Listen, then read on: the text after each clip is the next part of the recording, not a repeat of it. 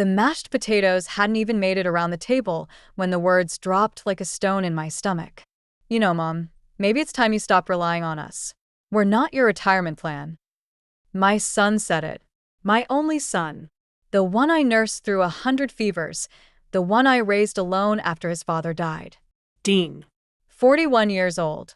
Sitting at the head of the table like he'd earned that seat, like it hadn't been handed to him, quite literally, under this very roof. Silence fell. Forks froze midair. Even little Henry, my grandson, looked up from his plate. Across the table, Dean's wife, Melissa, didn't flinch. She didn't correct him. She just dabbed at her lips with a cloth napkin and kept chewing like she'd heard it rehearsed a dozen times. I blinked. I'm sorry. Dean didn't look up. The electric bill came in your name again. You haven't paid since January. It's April. I've been covering groceries, babysitting, cleaning. It's not the same as paying bills, Melissa cut in, her tone sweet as syrup. We're just saying it's starting to feel like we're supporting 3 kids, not 2. I felt my face flush with heat. The words stacked up in my throat, each one heavier than the last. This wasn't just a comment. It was a declaration. I was no longer welcome in the home I bought 18 years ago. The home I signed over to my son when his small business collapsed during the pandemic. A temporary arrangement.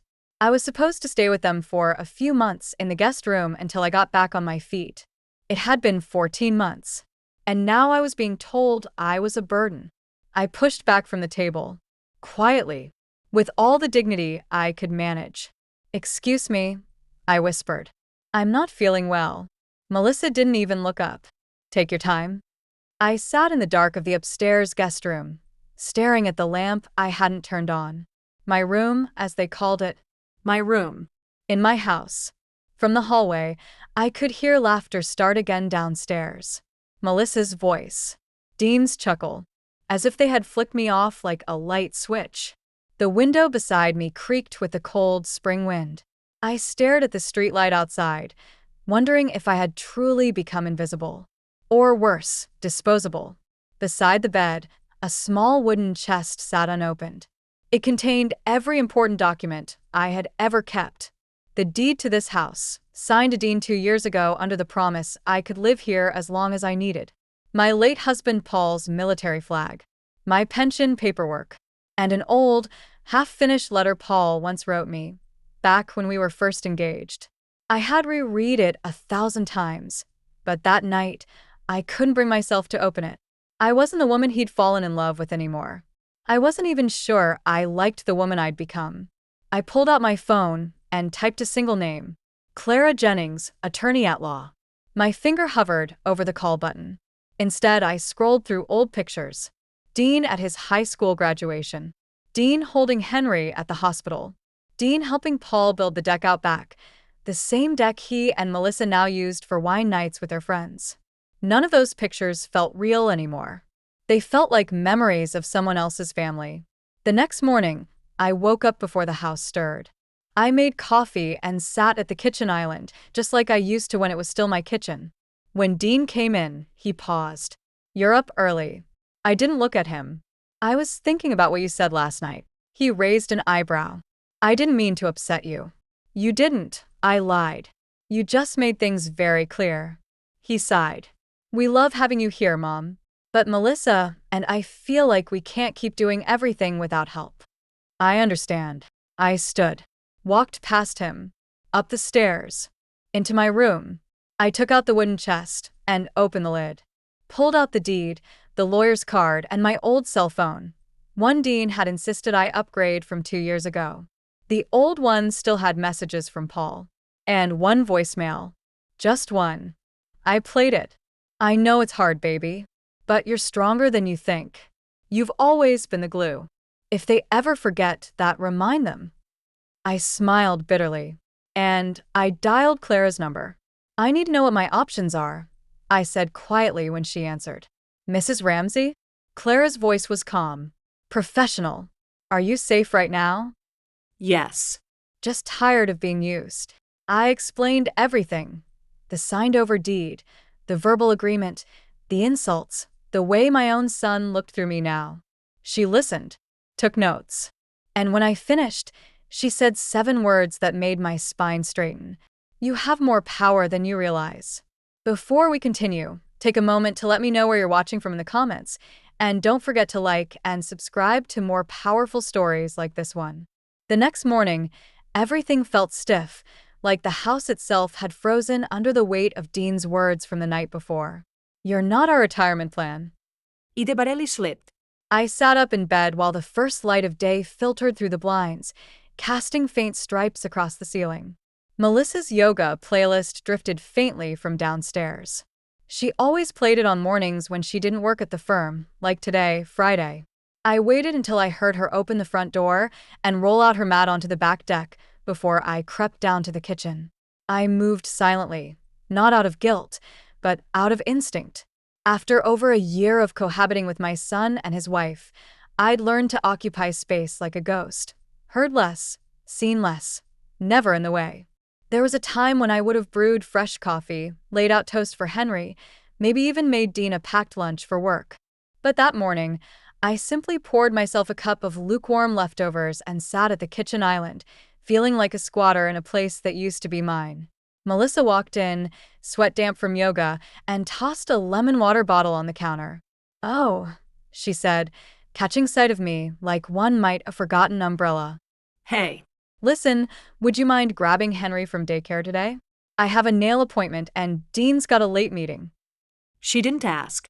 It wasn't a request, just another assignment on the long, unpaid job description they'd silently drafted for me.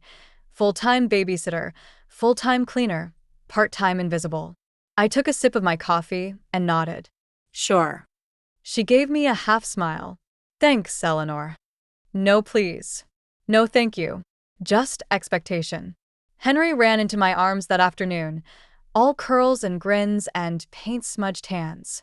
He was the only person in that house who made me feel seen. "Grandma, look. I drew you."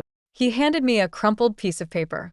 On it, a stick-figure woman in a purple dress stood smiling, surrounded by cookies and hearts. "That's you. You always make cookies when I'm sad," he explained with total certainty. I tucked the drawing into my purse, heart heavy. If only he knew how often I was the one sad lately. Later that evening, as I folded Henry's clothes in the laundry room, I overheard Dean on the phone in the hallway just outside. "No, Mom's still here," he said, his voice low. "We thought it'd be temporary too, but, well, she doesn't really have anywhere else to go." He paused. "No, it's not like we're charging her rent or anything, but she doesn't really contribute either. And Melissa's starting to feel like it's affecting our space. Our routine. Our space. Our routine." My hand gripped the edge of the dryer so hard my knuckles ached. I had signed over the deed to this house 2 years ago. I did it thinking I was helping my son through a rough patch. Dean's hardware business had gone under during the pandemic, and he and Melissa were about to default on their rent. So I said, "Take the house. It's paid off. Move in. I'll transfer it to your name. We're family." He had promised I'd always have a home here, that it was just a legal formality. I remembered his exact words.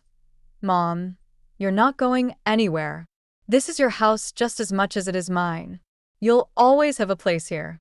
Apparently, promises have expiration dates. The next morning, I met with Clara Jennings at her office in downtown Kingston. She was 10 years younger than Dean, but 10 times more respectful. A sharp, straight-talking woman who didn't speak in riddles. She reviewed the deed, the initial documents, and the handful of emails I still had where Dean had referred to the arrangement as temporary and "until you're ready to be on your own again." Clara looked up from the papers. "Mrs. Ramsey, I'm going to be honest. The deed transfer gives them legal ownership. But your documented role as an occupant, especially tied to those emails, gives us leverage, particularly if we can show you've been mistreated." Mistreated how? Neglected, verbally degraded, financially exploited. Anything that suggests this arrangement turned coercive over time. I swallowed. "Do I have a case?" Clara smiled. "You have more than a case. You have options." That night, I sat on the edge of my bed, flipping through my old journals. I hadn't written in over a year, but the last entry I had made still hit me in the gut. April 5th, 2022. Dean and Melissa moved in today. They brought wine and takeout and promised it would be temporary. They hugged me in the kitchen and told me not to worry. It felt like a fresh start. I hope I'm doing the right thing.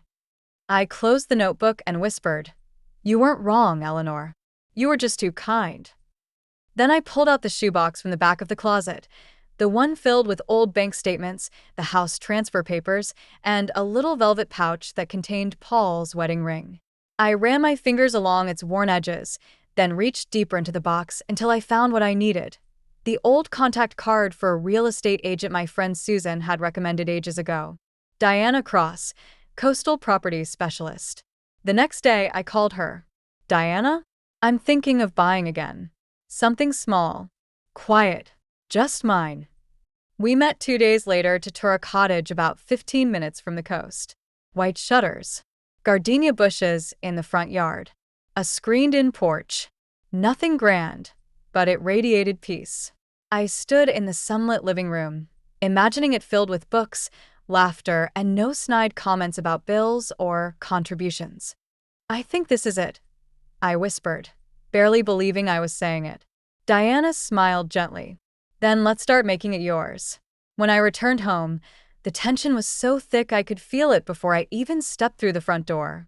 Melissa stood in the kitchen, arms crossed. Where were you? "Henry was looking for you. I had an appointment." She frowned. "Well, next time, maybe let us know. Communication goes a long way." I held her gaze for a moment before replying. "So, does gratitude." Dean entered just as I walked away. "Mom? Everything okay?"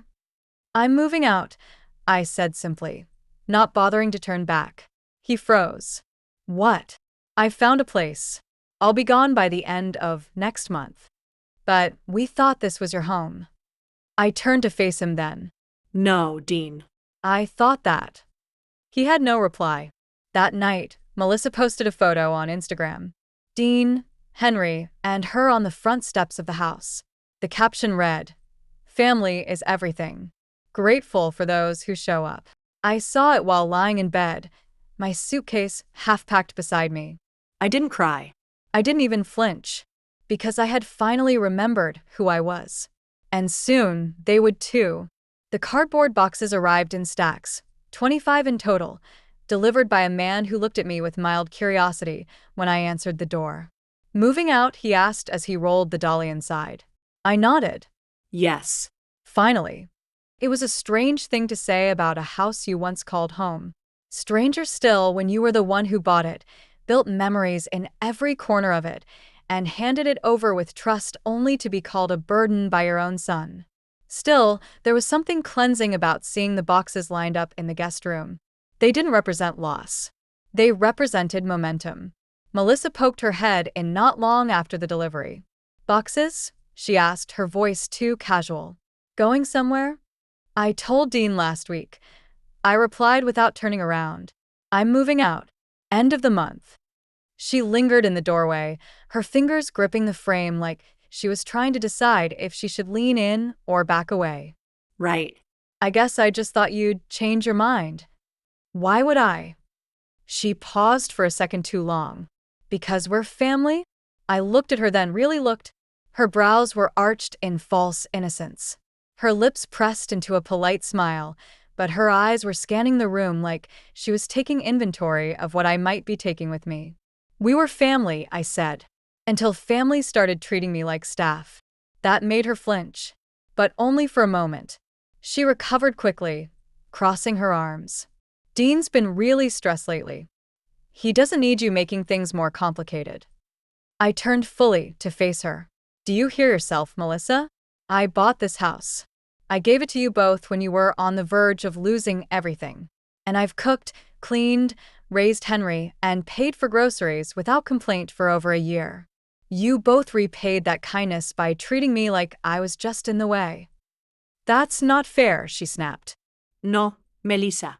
"What's not fair is being treated like an inconvenience in the home I bought with my late husband.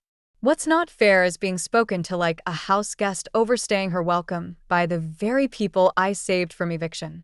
She blinked hard, jaw tightening. Then, without another word, she turned and walked out. That night, I found Dean sitting alone on the back deck, swirling the last of a whiskey tumbler in his hand. He looked up when I stepped outside, his expression unreadable. "You really meant it," he said. "You're leaving." "I did mean it," I replied, settling in across from him. "And I am." He sighed, rubbing his eyes. "It's just this whole thing has spiraled. Melissa's upset. Henry's confused. And he trailed off, then looked at me directly. "I feel like we're losing everything." "You're not losing everything," I said calmly. "You're losing the safety net you abused." Dean flinched. "Mom, that's not how I meant it. I just wanted us to be independent again." "No," I corrected. "You wanted to feel independent while still having the convenience of me nearby, doing the invisible work so you and Melissa could pretend you had it all together." He opened his mouth to argue but couldn't seem to find the words. "I raised you better than this," I said softly. "I taught you to respect people who help you. I taught you gratitude. And somehow, that all got lost in translation. I didn't mean to hurt you." I looked at him carefully, searching for sincerity. I found only confusion and defensiveness. Regret, perhaps, but not remorse. "I believe you didn't mean it," I said. "But you did hurt me. That part isn't up for debate." He nodded slowly, eyes down. "What can I do?" "You can let me go. With grace." That would be a start. In the days that followed, I began clearing out drawers and closets I hadn't touched in years. Old birthday cards from Dean as a child, faded photos of Paul on the deck with his morning coffee, Henry's baby booties I had quietly saved when Melissa had threatened to throw them out because they didn't match her aesthetic. Each item held a story. But not every story deserved to come with me. I made piles: keep, donate, Trash. but there was a fourth secret pile: grieve. Items I couldn't yet let go of, not because they were practical or beautiful, but because they reminded me of who I used to be before I became someone else's shadow. Susan came by one afternoon with bagels and sharp eyes. "How's the packing?" she asked, glancing around the chaos. "It's more emotional than physical." She nodded. "Let me guess. Melissa's pretending to be helpful, and Dean's acting like you're abandoning a sinking ship?" I chuckled softly. "That's uncomfortably accurate." Susan sipped her tea, watching me. "You know, I don't think either of them thought you'd actually leave. You've always been the one who sacrifices, Eleanor. Always the one who stays." "I used to think that was my strength," I said. "Now I'm not so sure." "It was your strength," she said. "But knowing when to stop sacrificing? That's a new strength you're building now." Henry stumbled into the room while Susan and I were packing a box of photo albums. His eyes were wide, confused. "Grandma? Are you leaving?" I bent down to his level. "Yes, sweetheart. But not far. I'll still see you all the time." His lower lip trembled. "But who will make me cookies when I'm sad?" My chest tightened. I hugged him close, inhaling the soft smell of his hair, sunlight, and apples. "I will. You can come visit. We'll have cookie days. Just you and me." He brightened a little. "Can I bring my art stuff too?" "Of course," I said, ruffling his curls. "You'll be my artist in residence." Melissa appeared then, watching from the doorway. She said nothing, just stared, arms folded. But I saw it, an emotion flicker across her face that I couldn't quite name. Not remorse, but not triumph either. It was fear. Fear that I was finally leaving, and that I'd take more than just my boxes when I did. By the end of that week, the house had already begun to feel unfamiliar, less like a home, more like a motel I was checking out of. The final piece came when Diana Cross called with a property update. "The offer has been accepted," she said. "The cottage is officially yours." I sat in my car outside the grocery store, staring at the sky, the phone still pressed to my ear. "Thank you, Diana." "Eleanor," she said gently. "Congratulations. You're going to love it there." And for the first time in months, I believed her.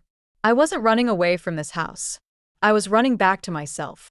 The formal paperwork was filed on a rainy Thursday morning. I remember the smell of wet concrete as I walked into Clara's law office, manila folder clutched tight to my chest like a shield. Inside it, copies of the deed transfer, my original emails with Dean, my grocery receipts, the notes I had been keeping. Evidence, Clara called it. Proof of erosion. Her assistant, a young man named Jeremy, offered me tea while I waited. I declined. My stomach was a knot. When Clara appeared in the doorway, her expression told me everything. We were ready. "I've filed a notice of revocation on the deed transfer," she said as I sat down. "It won't happen overnight. These cases rarely do, but the ball is rolling. And the leverage alone may change the tone in your favor." "Won't they fight it?" Clara nodded. "Probably. But if it comes to court, we'll argue undue influence, verbal agreements, and long-term cohabitation with no rent or compensation. You've essentially subsidized their lifestyle." I blinked back tears. Not because I was sad, but because I hadn't realized until now how much I'd been carrying. She leaned in gently. "Eleanor, you're not taking something away from them. You're reclaiming what was never theirs to keep." That afternoon, I returned home to find Melissa in the living room, surrounded by catalogs. She was circled on the floor like a queen with her tapestries, except these were Pottery Barn magazines and paint swatches. "I'm thinking of doing an accent wall in the dining room," she said casually. "Something bold, like a deep emerald or maybe navy." I paused in the doorway. "You might want to hold off." She glanced up. "Why?" "I just came from Clara's office." She frowned. "Your lawyer?" Yes. "I've filed a legal petition to reverse the deed transfer." Melissa stared at me, the catalogs forgotten. "You can't be serious." "I'm very serious." Her voice sharpened. "You gave us this house." "I did, under the condition that I could live here as long as I needed to. That was part of our agreement." "You have no proof of that." "I have plenty. And even if I didn't, it wouldn't change what's happened in this house over the last year. The manipulation. The disrespect. The way you've twisted my presence into an inconvenience." She stood. "You're bitter." "No," I said, steady. "I'm done." Melissa's hands were shaking now. "Dean won't let this happen. He'll fight you." I smiled, not because it was funny, but because she thought I hadn't anticipated that. "We'll see," I said. "Either way, I won't be silenced anymore." Dean was already home when Melissa stormed upstairs. He met me in the kitchen moments later, looking like he'd just walked into a thunderstorm. "Mom," he said, "what did you do?" I looked up from the sink, wiping my hands on a towel. "I did what I should have done months ago. I stood up for myself." His eyes flared. "You're trying to take the house back?" "No," I said calmly. "I'm taking my power back. The house is just the start." "You're going to ruin us," he said, voice thick with panic. "If we lose this house, we have nothing." I took a breath. "Dean, I gave you a home to help you survive. But somewhere along the way, you stopped seeing me as your mother and started seeing me as a liability. I'm not your burden. And I'm certainly not your doormat." He looked like he might argue. Then his shoulders slumped. "I don't know how it got like this." "I do," I said quietly. "You let it." Over the next 2 weeks, the atmosphere in the house turned cold. Melissa gave me the silent treatment, except when she wanted Henry picked up or the laundry folded. Dean avoided eye contact, moping around the house like a scolded teenager. Only Henry remained unchanged, padding into my room every night with a book or a question or a drawing. He didn't understand the legal case, or the power struggle, or why his parents whispered behind closed doors. But he knew when someone felt sad. "I don't want you to leave," he told me one night, curling up beside me under the blanket. "I don't want to leave you either," I whispered, stroking his hair. "But sometimes people have to leave in order to grow." "Will I grow too?" I smiled softly. "You already are, sweetheart." Susan came by to help me pack the last of the upstairs closet. She found a shoebox labeled Paul and paused before handing it to me. "You okay?" she asked. I opened the box and pulled out an old photograph, Paul in his army uniform, beaming with pride. Behind it, a handwritten note I had forgotten about. If you ever feel lost, remember, you don't owe anyone more than you owe yourself. I read it twice, then again. My throat tightened. I'm okay, I said. Or getting there, at least. Susan nodded. You've come so far, Eleanor. I didn't know I had it in me. You did, she said. You just needed someone to remind you. The day I finalized the purchase of the coastal cottage, Diana called me with good news. Inspection passed. Sale is clean. You can move in by the 30th. I looked around the kitchen, Melissa's freshly painted cabinets, the spotless counters I'd scrubbed 100 times, the photos on the wall that didn't include me. I'll be ready, I said. Also, she added, you should know Melissa called me. I blinked. What? She wanted to know what properties were available in the neighborhood. Said she's considering a change. But I could tell she was fishing for information about you. I laughed. Of course she was. I didn't tell her anything, Diana assured me. I know, I said. But thank you for telling me. That night, I sat outside on the back porch for what might be the last time. The wind carried the smell of lavender from the garden I had planted years ago. Melissa had nearly pulled the bushes out last spring because they attract too many bees. Dean joined me after Henry went to bed. I looked at the papers, he said quietly. I figured you would. Is this really how you want to end things? With court documents and lawyers? No, I said. I would have preferred love and respect. But that didn't seem to be an option. He stared into the darkness. What if I apologized? Really apologized? Could we undo all this? I looked at him carefully. Dean, apologies are words. What I needed was action. You had over a year to show me I mattered. And you didn't. But I do love you. I nodded. Then let me go. Let me have peace. He didn't argue. Because deep down, he knew I was already gone. The moving truck was scheduled for a week from Thursday. I had planned it carefully, timing it just before the end of the month, just after Henry's preschool recital, and far enough out from the court filing to give them time to digest what was coming. I had every box labeled in detail: kitchen ceramics, photo albums, studio supplies, bed linens. Every corner of the guest room was stacked with neat rows of brown cardboard and blue tape. Susan had joked that it looked like I was preparing for a tactical retreat. In truth, I was. Melissa walked in without knocking. Her eyes scanned the room like she was taking inventory. Do you really need to take all of this? I looked up from the drawer I was clearing. Most of it was mine before I moved in. She shrugged. Still, some of it just looks like it belongs here. It was a strange thing to say, like the aesthetics of the objects determine their ownership. Like sentimentality had a price tag. I held her gaze. The pie plates? The quilts? The old recipe cards in my handwriting? Those look like they belong to me. Melissa's lips pressed together.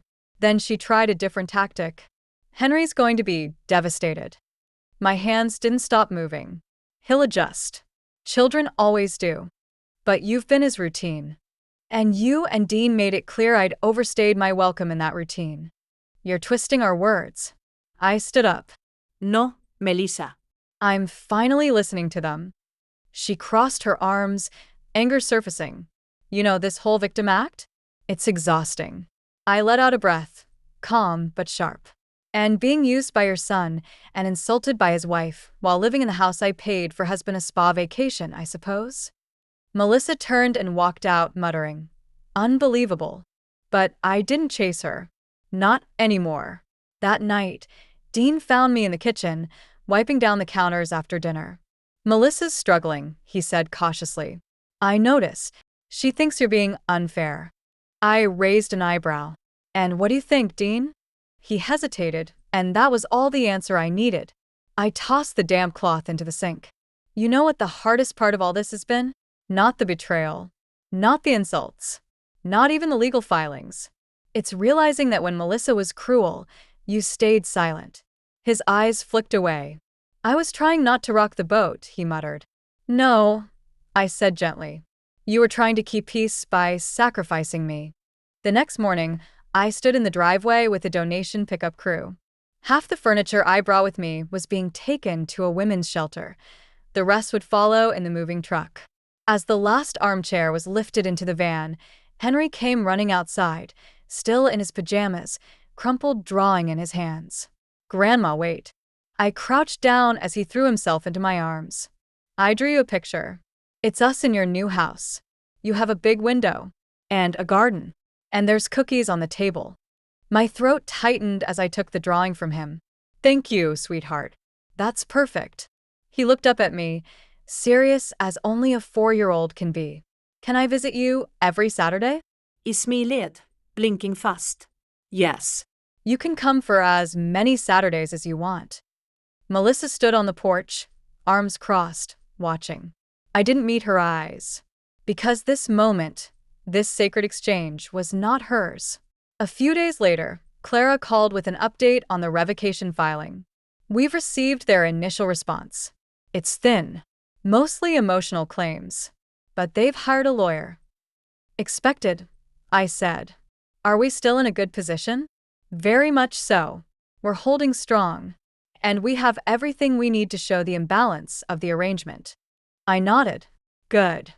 Clara paused, then added, "Also, you should be aware, Melissa has contacted the Homeowners Association with a complaint that you're attempting to disrupt the domestic arrangement. She's trying to paint you as unstable." I laughed, humorless. "Of course she is." Clara's tone sharpened. "Don't worry. The HOA doesn't have any jurisdiction over property deeds or family law. But this does signal that she's getting nervous." "Let her be nervous," I said, standing taller. "For once, she should be." The night before the move, Dean knocked gently on my door. "I know you're leaving early tomorrow," he said. "I just wanted to talk." I motioned for him to sit. He did, awkwardly, like a teenager asking for forgiveness. "I've been thinking about everything you've said." "Good. I didn't realize how much I let Melissa dictate the way we treated you." Yes, you did, I said. "You just didn't care enough to stop it." He flinched. "I'm sorry, Mom. I let the silence settle between us." He fidgeted with his hands. "Do you really want to take it to court?" I sighed. "Dean, I gave you this house because I trusted you. I stayed quiet out of love. But love without boundaries becomes servitude. And I've served long enough." He looked up at me, eyes filled with something fragile. "I miss Dad," he said suddenly. He would have known what to say. I softened. Yes. "But he'd also remind you that being a man means owning your mistakes." Dean nodded, tears brimming. "Do you think you'll ever come back?" "Not here," I said gently. "But if you want to see me, if you want to rebuild, you know where to find me." He stood, nodded again, and left. No dramatic farewell. No promises. Just quiet truth between mother and son. The next morning, I woke before dawn. The house was still. I loaded the last of my boxes into the moving van with Susan's help. Melissa never came downstairs. Dean stood at the edge of the lawn with Henry, who waved frantically as I pulled out of the driveway. I rolled down the window and called, "I love you, sweetheart." "I love you too, Grandma." That alone nearly undid me. But as I drove away, I didn't look back at the house.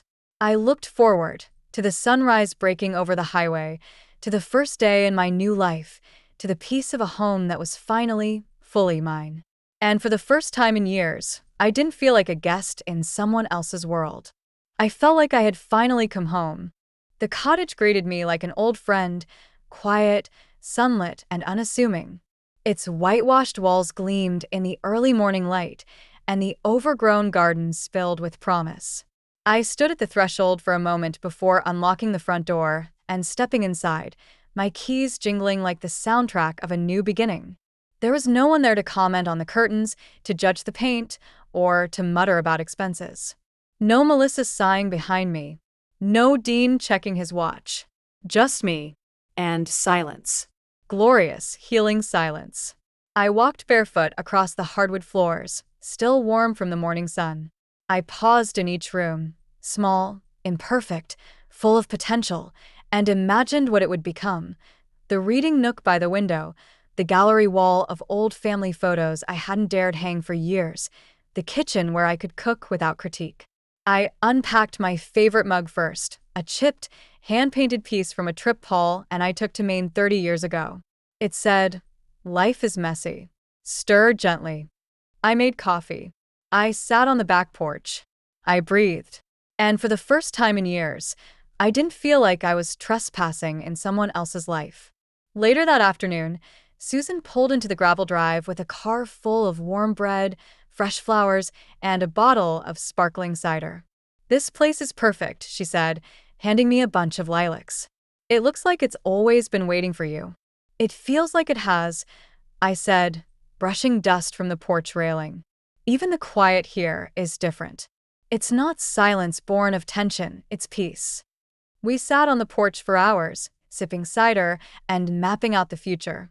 "I want to start painting again," I admitted. "I haven't touched a brush since Paul died." Susan beamed. "Then you need a proper studio. The sunroom." I nodded slowly. I was thinking the same. "You know," she added, eyeing me carefully, "you're allowed to start over without apologizing." "I don't feel sorry," I said. "I feel free. Like I peeled off someone else's skin and remembered how to breathe." Meanwhile, the legal process continued. Clara called the next day with an update. Their attorney filed a counterclaim. I raised an eyebrow. "What's the argument?" "They're leaning into emotional damage, that your actions caused distress and destabilized the household. But they have no receipts. No financial proof, no caregiving records. You've been supporting them, documentedly, for over a year. All they have are feelings." I scoffed. "Melissa's specialty." Clara laughed. "Well, her emotional theatrics may work at garden parties, but they don't impress judges. We're still in control of this case." She paused. "But you should also know, they've asked for a mediation." I blinked. "Already? They're scared. They're realizing you're not bluffing." I let the silence stretch. "I'm not opposed to a conversation," I said. "But I'm not making any more compromises. That part of my life is over." 2 days later, I stood in the sunroom of my cottage, the old floors creaking under my bare feet as I unboxed my easel. The paint tubes were dry and crusted. My brushes stiff. I tossed them aside and opened a fresh canvas, running my hands along the blank surface. The quiet stretched around me like a welcome hug. I started small, just a simple sketch of the lavender bush outside the window.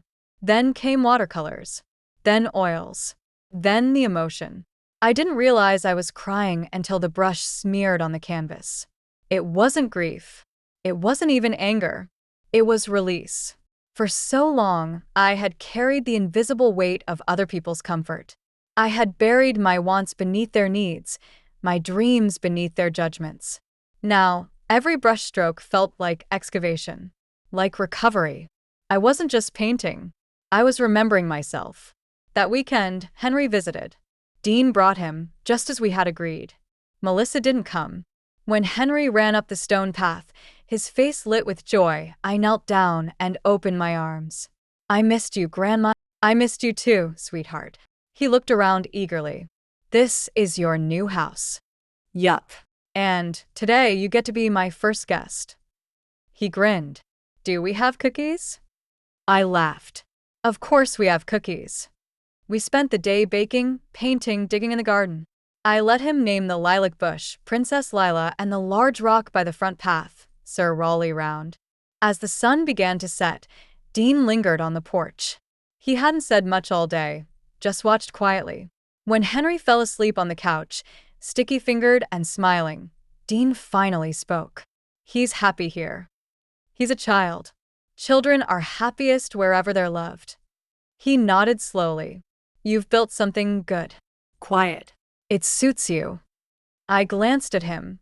"What is it you want to say, Dean?" He hesitated. I think I got lost for a while. Melissa and I were not in a good place."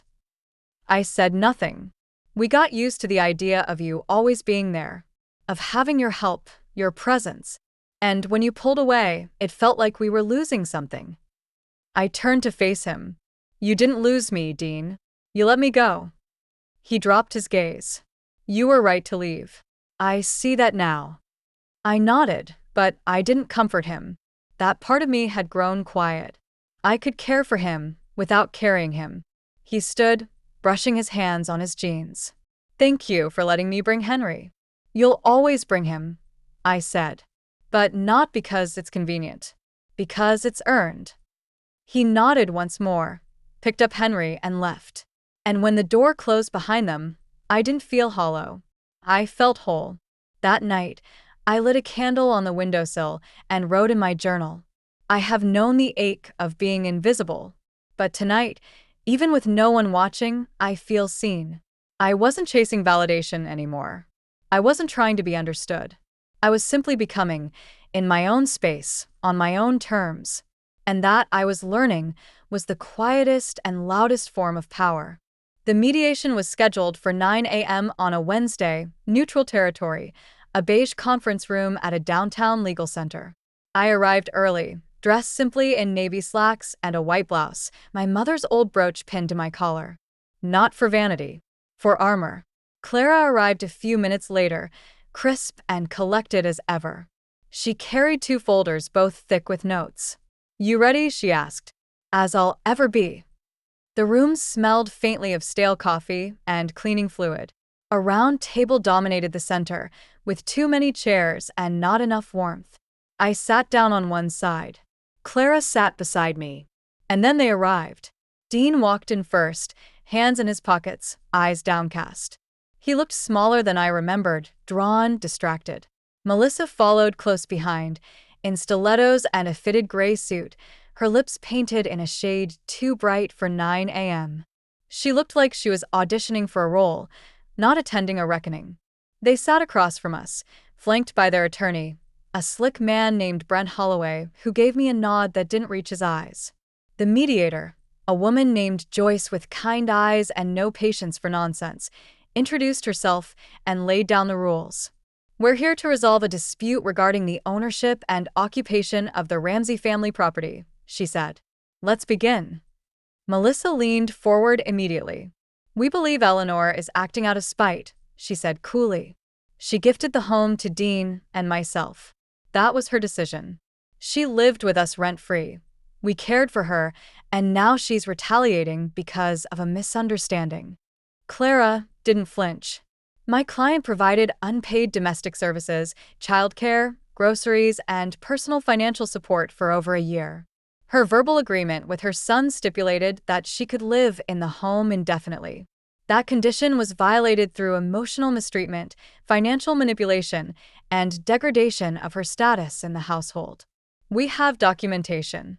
Brent scoffed. There's no written clause. But there are emails, texts, and statements from neighbors and friends who witnessed the treatment she received, Clara replied, as well as records showing that Eleanor paid over 80% of the household expenses during her stay. Dean looked stricken. Melissa's jaw clenched. Joyce turned to me. Mrs. Ramsey, would you like to speak for yourself? I inhaled slowly, looked up, and said clearly, I didn't come here for revenge. I came to reclaim something I lost. Melissa rolled her eyes. Joyce held up a hand. I gave them that house because I trusted my son, I continued. And I stayed because I loved my grandson. But trust, like love, requires respect. And there came a point where I realized I was being tolerated, not valued. I was being used. Dean looked up at that. His mouth opened, but no words came. Melissa interjected. You were never treated like a servant. No, I said. You were too clever for that. You treated me like a resource. Like I was there to serve until I stopped being useful. And when I spoke up, I was labeled unstable. I turned to Brent then. If this goes to court, I will testify. I will submit every receipt, every message, every overheard insult, every moment I was left to feel less than. But if this family truly wants closure, then we can settle this now with dignity. There was silence. Then Joyce asked, So, what outcome would you consider fair, Mrs. Ramsey? Clara answered for me. The petitioner requests formal recognition of lifetime occupancy rights in the cottage property she now owns, along with a 50% stake in the original family home's resale value, should the current owners choose to sell within the next 10 years. Melissa gaped. That's outrageous. Dean looked at her. No. It's not. Her head whipped around. Excuse me? Dean rubbed his forehead. She's right. We did use her. I let it happen. Maybe I didn't realize how bad it was, but I didn't stop it either. And she gave us everything. Melissa's eyes flashed. You're taking her side? I'm taking the truth side, he said quietly. She stood abruptly. Then you can fight this without me. She turned to Brent. Do what you want. I'm out. And she walked out of the room. The rest of the mediation went quickly after that. With Melissa gone, Brent softened. Dean agreed to Clara's proposal, with one addendum, that I retain the right to visit Henry once a week without legal barriers or parental mediation. Done, I said. Joyce nodded and stood. Then I believe we have resolution. Dean lingered after the others had left. We stood alone in the hallway. I'm sorry, Mom, he said, his voice soft. I think I forgot who you were. You didn't forget, I said gently. You just stopped looking. He nodded slowly, eyes glassy. I don't know what's going to happen with Melissa. That's your story to write, Dean. Not mine. He hesitated. Can I still come visit you? Outside of Henry, I mean. I placed my hand lightly on his shoulder. You can come as yourself. Not as someone who needs something from me.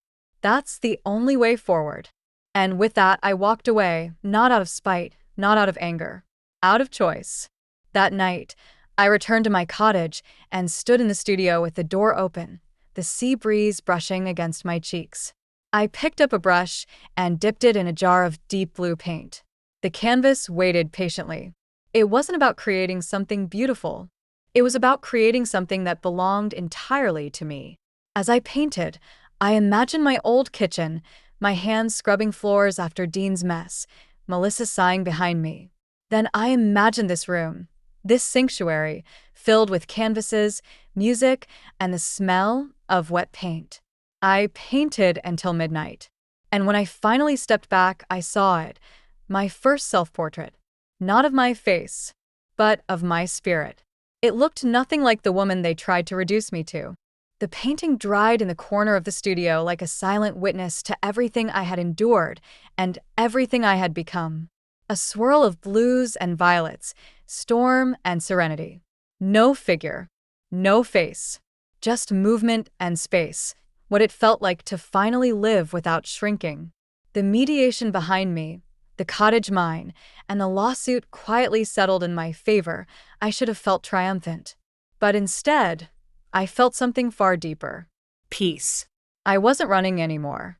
I wasn't defending myself. I wasn't even waiting for the next jab. I had built something that couldn't be shaken by disapproval, or judgment, or abandonment. Not long after the mediation, Dean began stopping by alone on Sunday afternoons. He never stayed long, just enough time for a cup of coffee and a quiet conversation. I didn't ask about Melissa, and he didn't offer much. But the way he folded his hands, the way his voice sometimes wavered mid-sentence, told me enough. On his third visit, he looked around the sunlit studio and said, I didn't know you painted. I used to. Then I stopped. Then I remembered. He picked up a small canvas I'd propped by the window, a painting of Henry holding a dandelion laughing. This is beautiful, he whispered. Thank you. He set it down carefully. You know, Henry talks about this house like it's magic. Maybe it is, I said, smiling faintly. Maybe it's just the first place in years where I didn't have to apologize for existing. He nodded slowly. I'm sorry I didn't make you feel that way sooner. I know, I said. But knowing doesn't erase the impact. That takes time. He looked at me with something like humility, something like longing for the version of our relationship he'd squandered. I'm willing to try, he said quietly. Then try, I replied. Not for me. For yourself. A few weeks later, I received a formal invitation in the mail, white cardstock, gold trim, unnecessarily ornate. Vanessa Holloway and Douglas Fleming cordially invite you to their wedding ceremony. I laughed so hard I nearly spilled my tea. It was ridiculous, really. A performative reach, a final act in a story she no longer had control over. And to my surprise, I felt no anger. No bitterness. Just relief. Vanessa belonged to another life now. Another house. Another man. Let Douglas discover what it felt like to be dressed down in his own kitchen, belittled in front of company, and slowly replaced with his own silence. I tossed the invitation in the recycling bin and returned to the garden. I had lavender to prune. Susan visited a few days later with a bundle of art magazines and 2 tickets. "What's this?" I asked.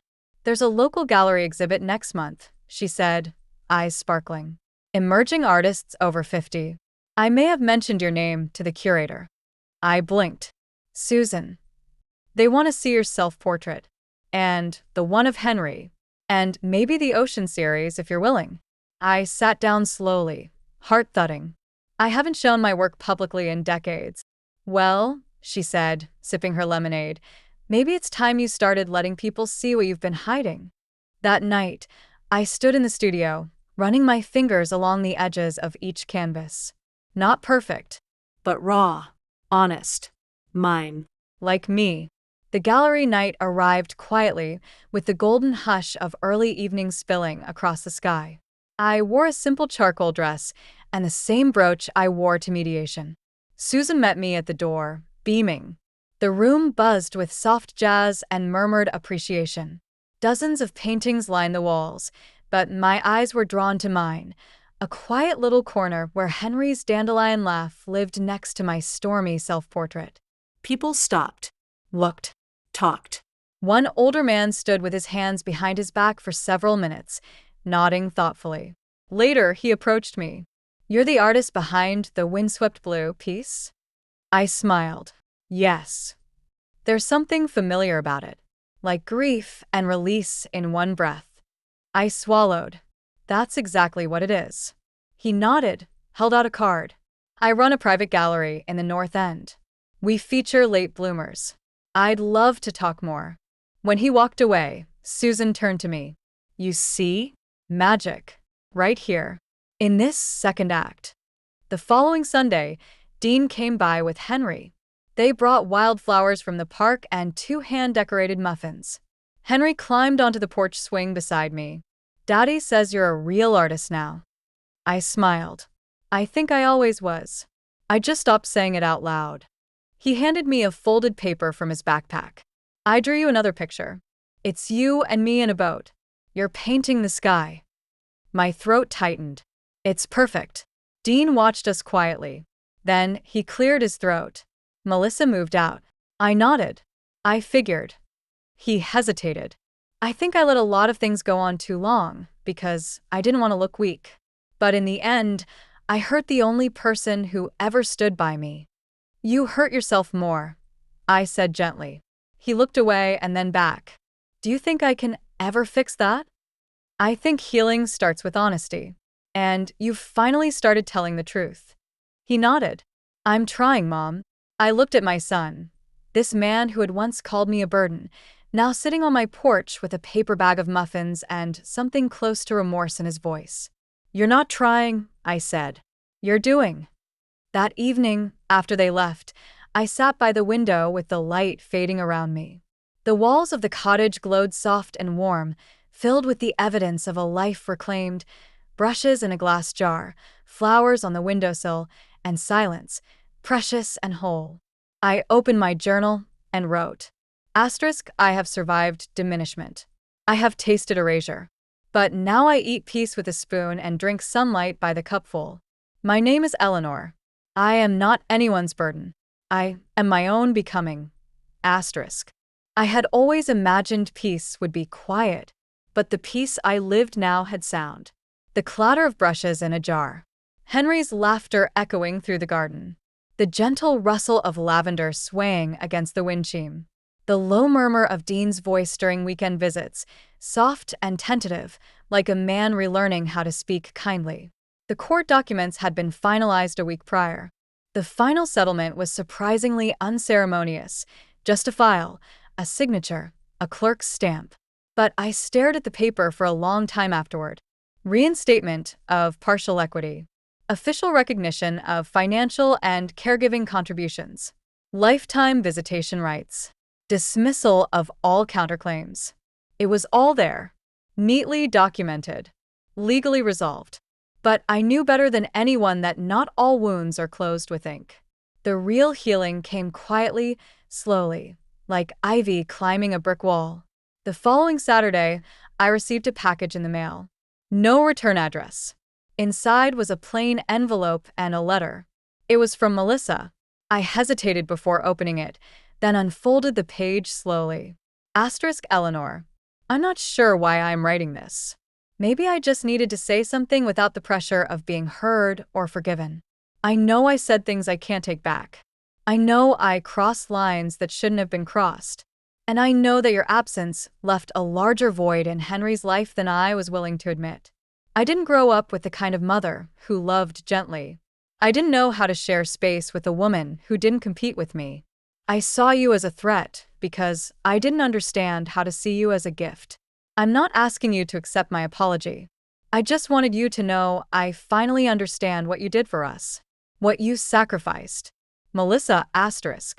I sat back, blinking at the page. I didn't feel triumphant. I didn't feel pity. I felt sad.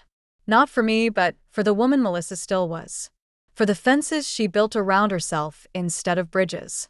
I placed the letter in my drawer. Not to cherish, but to remember. Closure, I'd learned, wasn't always a door slammed shut. Sometimes it was simply choosing not to walk back through. That evening, I hosted my first dinner in the cottage. Dean brought Henry. Susan came with her infamous lemon bars. Even Clara dropped by, curious to see the artwork I had refused to show her during our legal journey. We ate in the garden, the table dappled in gold from the setting sun. I'd strung fairy lights along the arbor, and the air smelled of rosemary and fresh paint. Halfway through dessert, Dean stood and cleared his throat. I just want to say something, he began, looking unsure. Everyone quieted. Growing up, my mom was the one who fixed everything. Scraped knees, broken sinks, burnt cookies, sad days. She made everything better. And somehow, as an adult, I convinced myself that she'd always be there to clean up messes, even mine. He looked directly at me.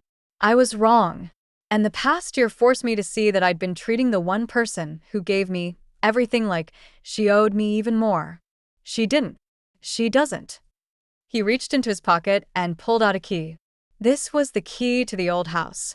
The one I swore we'd always share. I don't want it anymore. Because this, he gestured to the table, to the garden. This is the home I want to be welcomed into. Not because I inherited it, but because I earned my place. He held the key out to me. I took it slowly, closed my fingers around the cool metal, then stood. Thank you, I said softly. I accept this. Not because I need it, but because I needed to hear you say that. Susan wiped her eyes. Henry clapped, though I don't think he understood why. Dean exhaled a laugh. Henry also wants to ask you something. The boy stood, gripping a wrinkled paper in his hand. Can I sleep over next weekend? He asked. I made a schedule. I chuckled, crouching beside him. A schedule, huh? He nodded, unfolding it with pride. It had drawings of cookie baking, garden watering, story time, and painting sessions. I kissed his forehead. It's a deal. Later, after everyone had gone, I walked barefoot through the house, flicking off lights, pausing in doorways. The guest room now held extra blankets and a small easel just for Henry. The kitchen had a recipe pinned to the fridge, my mother's apple tart, written in my younger hand. And on the studio wall hung a new painting. Not of a storm, not of grief. It was a portrait Of me. sitting in this very garden, wearing my mother's brooch, laughing with my eyes closed. I had painted it from memory, from hope, from truth. A few days later, I received a call from the gallery curator.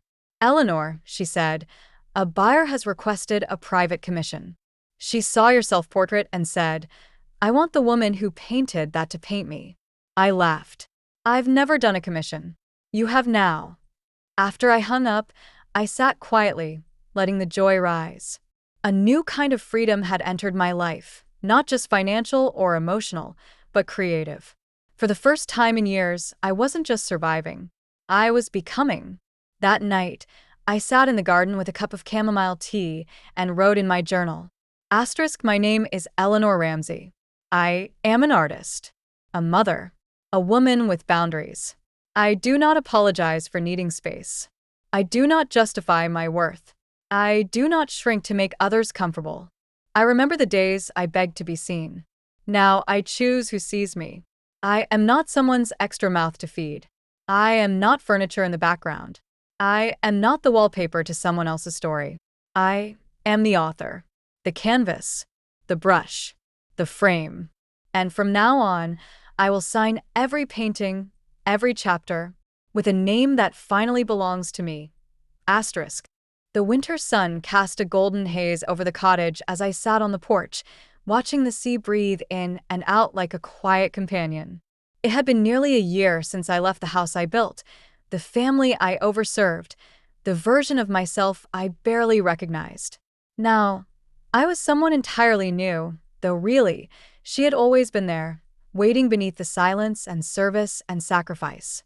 She had simply been patient. And now she painted. The gallery show was 2 weeks away. A solo exhibit. Second Bloom. The Late Art of Eleanor Ramsey. The title had been Carla's idea, the same gallery owner who saw my early work in Susan's hallway and insisted I take up space. She wanted 15 pieces. I gave her 20. Each canvas held a chapter. Not a replication of pain, but a celebration of reclamation. Lavender gardens, ocean mornings, watercolor portraits of women in quiet defiance. And one final painting, my old house, viewed from the sidewalk, shrouded in gray, but with a woman walking away from it, paintbrush in hand, head held high. I called it Departure. The morning of the exhibit, I woke up to a message from Dean. I'll be there. I'm bringing Henry. He insisted on wearing a bow tie. That alone nearly made me cry. He had changed, slowly, imperfectly, but deeply. Since Melissa had left, he had stepped into fatherhood with a new sense of presence. He'd begun teaching again, volunteering at Henry's school, calling me just to talk, not to ask for help. One day, over coffee, he'd said, "You didn't just set boundaries, Mom. You taught me what they look like and what they protect." That had meant more than he knew. The gallery was small, intimate, tucked between a bookstore and a florist on Newberry Street. Susan met me out front, practically buzzing with pride. "You look like a woman with a secret," she said, grinning. "I do," I replied. "I'm finally happy." She linked her arm with mine. "Then let's go show them what healing looks like." Inside, the walls whispered with color. People wandered quietly, pausing before my work. Some scribbled notes. Others just stood, soaking it in. I walked among them, not as a host or a spectacle, but as an artist, one among many, finally owning her space. Dean arrived with Henry halfway through the evening. Henry ran to me immediately, arms outstretched. "Grandma, you're famous." I scooped him up. "Hardly." He pointed at one of the paintings, the garden at sunset, with the lavender bush blooming wild. "I remember that day," he said. "I named the bush Princess Lila." "You did," I whispered. "And she's still growing." Dean approached quietly. "You did it," he said. "You built something that's all yours." "I rebuilt what was always mine," I said. "I just finally stopped giving it away." He looked around the room. "Melissa sent me a message last week. She saw the show announcement online." I raised an eyebrow. She said she's surprised the same woman who cried over a dinner insult is now in a gallery. I laughed, really laughed. Tell her the woman she underestimated no longer cries over spoiled dinners. She serves herself now. That night, back at the cottage, I stood in my studio with the last piece I'd kept from the show. It wasn't for sale. It wasn't for exhibition. It was for me. A portrait of my younger self, barefoot in a kitchen, hands covered in flour, face lit by hope. I had painted her not to mourn her, but to thank her. She had carried me. She had waited for me to come back. I lit a candle by the window, poured a glass of wine, and toasted her. To the woman who stayed kind, even when no one said thank you. A week later, I received a letter from the museum downtown. One of the curators had seen my gallery show and wanted to feature two of my works in an upcoming exhibit on late-in life artists. They offered me a stipend and a panel seat for a discussion on reinvention. I stood in my kitchen holding the letter like it might vanish. The exhibit was titled, "Still Here." I smiled. Yes, I was. On a rainy Tuesday in early spring, I received a package in the mail, a children's book, a self-published title by a young author I didn't recognize. Inside the front cover was a note. Asterisk, Dear Ms. Ramsey, I saw your gallery show with my aunt. It changed how I thought about aging, art, and starting over. I used to think it was too late for me. But you taught me otherwise. So, here's the book I thought I'd never finish. Thank you for reminding me that we get to begin again. Asterisk.